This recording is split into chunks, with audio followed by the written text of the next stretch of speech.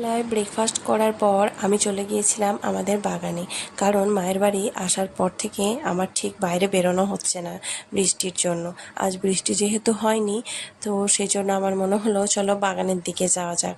আর এই যে বাগানের ঠিক দেওয়ালের পাশে রয়েছে আমাদের খামার।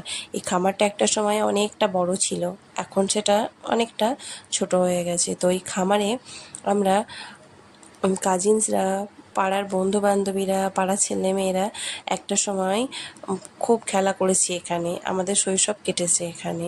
আমরা স্কুল ছুটির পরে এখানে সবাই মিলে জড়ো হয়ে খেলতাম। আর ঠিক তার পাশে ছিল আমাদের আকাশমণি আর নারকেলের বাগান।